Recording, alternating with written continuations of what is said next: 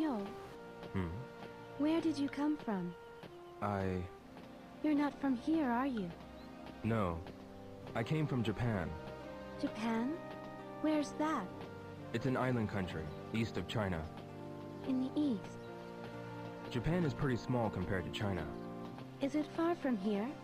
Well, actually it's kind of far. A faraway country to the east. What's wrong? Oh, nothing. Shenfa, What is it, Yo? what kind of place is Bailu Village? It's a small village in the mountains. Is it far from here? Yes, we have to cross 2 mountains. Really? 2 mountains? Have you lived in Bailu Village all your life? Yes, ever since I was small. Your family as well? Yes, my father and I. The 2 of us have always lived in Bailu Village. I see. Shenfa, Yes? can you tell me more about Bailu Village? Let's see. My grandfather told me that it's one of the oldest villages in Guilin. An old village. Yes, it's been around since the Tang Dynasty. Since the Tan Dynasty. It's been said that some nobles who were expelled from the city by the emperor built the village to live in hiding. Really? Shenfa, Yes? can you tell me more about the village? More? Let me see. There are various legends told in Bailu Village. There are legends? Yes, there are many, since the village has existed for hundreds of years. Like what? Well...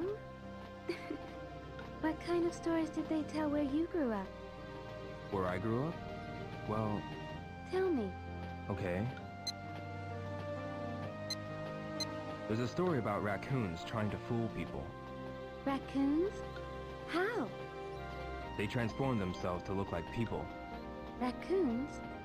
There are some living in the mountains of Guilin, but I've never heard of them trying to fool people. I see. How do the Japanese raccoons change themselves into people? It's just a story. I don't think they can actually do that. I didn't think so. Shenfa, Yes? what kind of stories are there in Bailu Village? There are so many stories that have been told. That thing about the white deer being the guardian, is that one of the stories? Yes. How does that story go? Long ago, the village suffered from drought, and then there was a forest fire. When the village was surrounded by flames, a white deer appeared. A white deer. That white deer led the villagers to the spring in the mountains. To the spring? The villagers were able to escape from the forest fire because of that. That's why it's the village's guardian. From then on, the white deer appeared occasionally, saving the villagers from many other dangers. An interesting story. All the villagers believe it, and I do too. Shenfa, Yes? how many people live in Bailu Village? About 50 people. 50 people? Yes. The villagers are all nice people. I'm sure they will be nice to you too. It sounds like a nice village. Yes. There are inconveniences, since the village is surrounded by mountains. But the villagers live off the gifts from the mountains. The mountain's blessings. Further ahead, as we near the village, the paths are going to get more rocky? Yes. We'll be going over the mountain now. So tell me if you're tired. Let's go slowly. Shenfa, Yes? let's hurry on. Yes.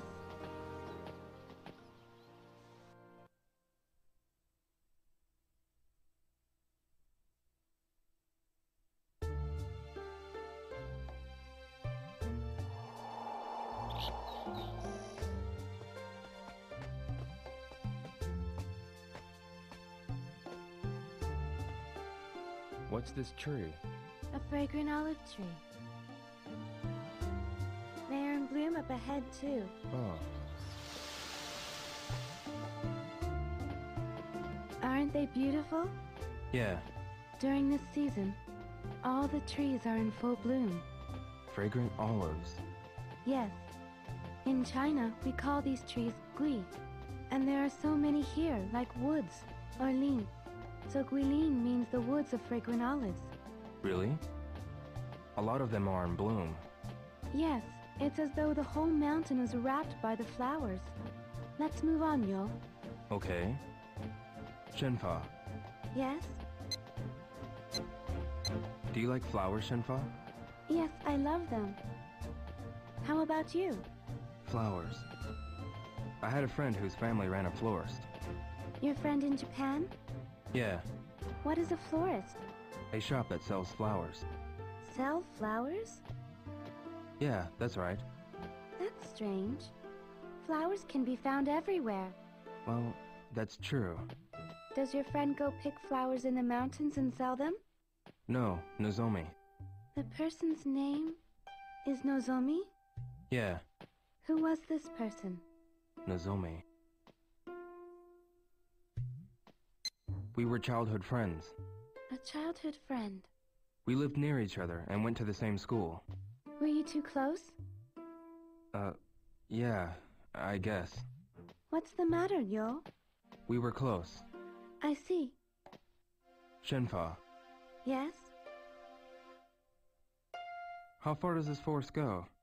All the way to the village. Oh, the scenery looks all the same to me. People not from here think the exact same thing. It's amazing how you don't get lost. How do you recognize the paths? I'll know the direction if I see the sun's position. And there are signs here and there on the paths. Signs? On these mountain paths? Yes, there are some ahead of here. Strangely shaped trees and stones and the drinking water places.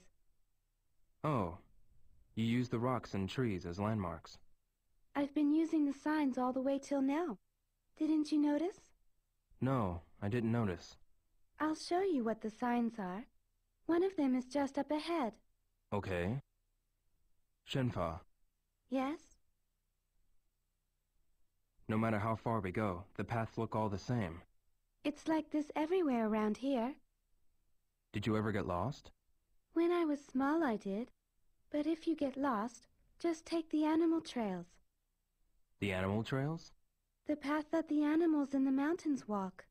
If you follow one, it'll always lead to water. How do you find one? You look for animal footprints. Footprints. You know so much about animals. I've played in the forest since I was a child. You learned it naturally. No, my father taught me most of the things I know. Your father. Yes, about the forest and the mountains and the animals. He taught me about the sky, the stars, and many other things. I see.